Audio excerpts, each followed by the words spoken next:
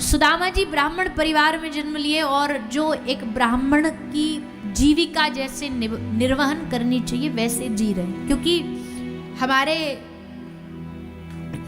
धर्म में 4 वर्ण हैं। चारों वर्णों को जीविका चलाने का अलग अलग साधन दिया गया था।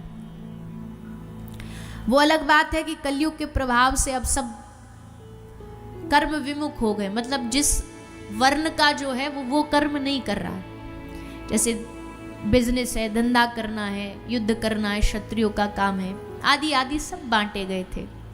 वेदत्व ब्राह्मणों को सौंपा गया, कर्मकांड ब्राह्मणों को सौंपा गया, उससे भी कुछ कुछ ब्राह्मण विमुख हो गए।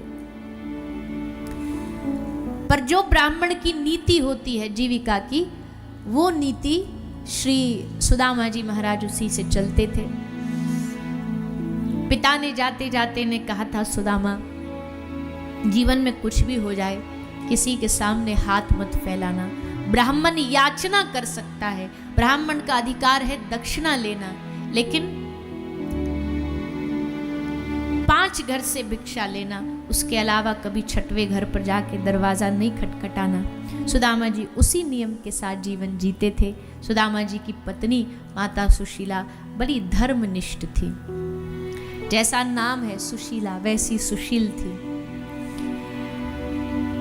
सुदामा जी का धर्म में, भजन में खूब सहयोग करती थी। और सबसे बड़ा सहयोग क्या किया, सुदामा जी जाना तो चाहते थे भगवान से मिलने के लिए, पर कभी कभी मन घबरा जाता था कि कैसे जाऊं, मैंने इतना बड़ा अपराध किया, बाल्यकाल में कृष्ण के भोजन को, चनों को खा लिया, और आज स्थिति भी वैसी नहीं है कि द्वारिकाधीश को जाकर के अपना परिचय दे पाऊं, इसलिए अपने आप को बचाते रहते द्वारिका जाने से। और सुशीला जी बार बार कहती रहती, अरे आप द्वारिका नहीं जाओगे क्या, अरे कृष्ण से नहीं मिलोगे क्या।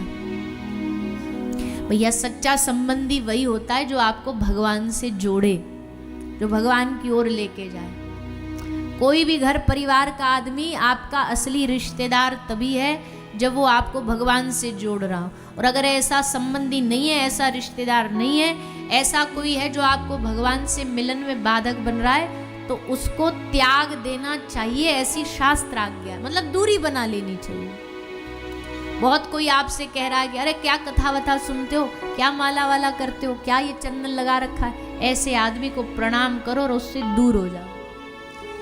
ये दीमक का काम करते हैं, ये ना तो खुद करते हैं और ना सामने वाले को करने देते हैं। ऐसे लोगों से दूरी बनाओ। हमारे वही रिश्तेदार अच्छे हैं, वही परिवार अच्छा है जो हमें भगवान की भक्ति से जोड़े। संबंधी वही, अब देखो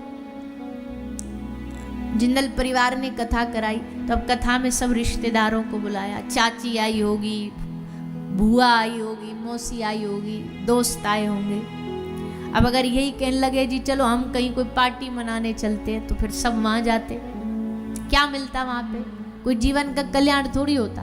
पर अब अगर भगवान की कथा आयोजन करते हैं तो सब रिश्तेदार आते हैं, क्षेत्र आता है, उससे सबको लाभ मिलता है। तो जीवन में ऐसे ही संबंध रखो जो आपको न चाहते हुए भी भगवान से जोड़े, कथा से जोड़े।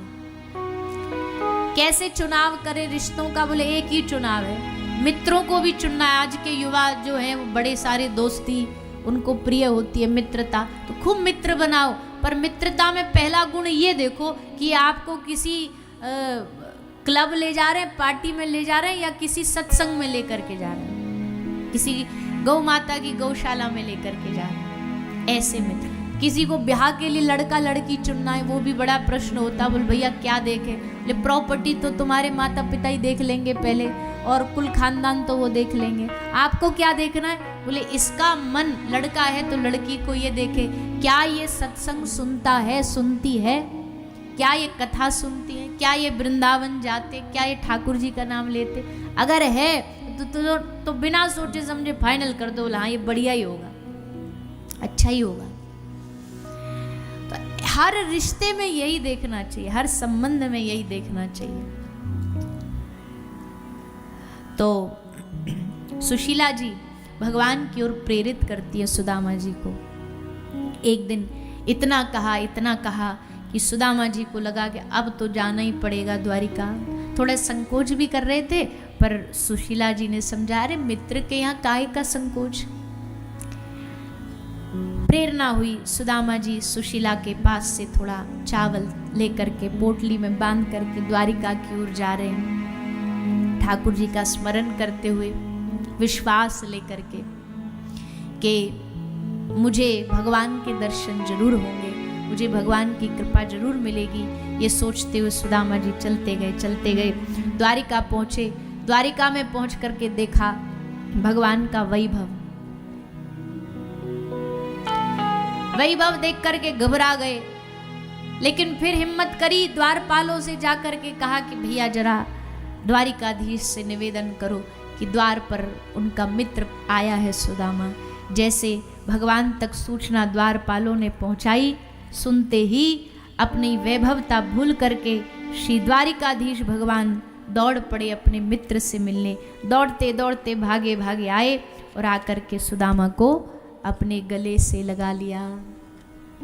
अपने गले से लगा करके खूब आनंद दिया भगवान ने। आज मानो सुदामा ही भगवान से मिलने के लिए तड़प रहे थे, ऐसा नहीं, भगवान भी सुदामा से मिलने के लिए, अपने भक्त से मिलने के लिए वैसे ही लालायित रहते हैं।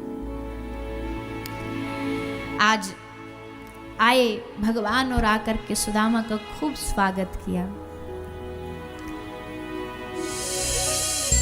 निर्धन सुदामा था बड़ा, उपहार लेकर था कड़ा, वैभव तुम्हारा देखकर चिंतित हो गए, घबरा गए। अरे भैया इतना बड़ा वैभव जिसका हो, स्वर्ण महल हो,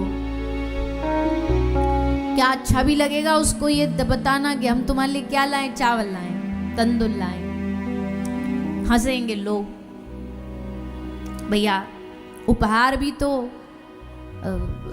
स्टेटस देख करके दिया जाता है ना। आदमी जिस व्यक्ति के घर जाता वैसा उपहार लेकर के जाता है, सामने वाले की स्थिति देख करके उपहार दिया जाता है जमाने में। सुदामा ने सोचा इतना वैभव क्या सोचेंगे, कृष्ण क्या सोचे, और कृष्ण तो चलो ठीक है, ये तो हम स्वभाव जानते इसका, लोग क्या सोचेंगे। घबराए, चिंतित हुए, पर ठाकुर जी ने देखा भक्त संकोच में है, सो लो हम करे देते हैं इसका संकोच दूर। आए और भूखे से तुम खाने लगे, तंदुल की गठरी छीन कर, गठरी छीनी और हाथ में मुट्ठी में चावल जो लाए हैं सुदामा उसको पाते, बड़े भाव से पाते हैं और कहते हैं बदले में बहुत वैभव दे दिया। पर सुदामा को ये सब मांगने थोड़ी आया था, भगवान ने अपनी मर्जी से जो देना था दे दिया। अंत में जब सुदामा लौटे वापस अपने गांव, तो देखा महल दुमहल बने हुए, एक नगरी सुदामा के नाम की बसी है, जहाँ खाने को रोटी नहीं थी, या खाने को अन्न का दाना नहीं था, आज उसके नाम का पूरा नगर बसा हुआ है। प्रभु कृपा करना चाहे तो क्या नहीं कर सकते। बड़े मायाधारी हैं, बड़े लीलाधारी हैं, खूब लीला करी, सुदामा पर कृपा हुई।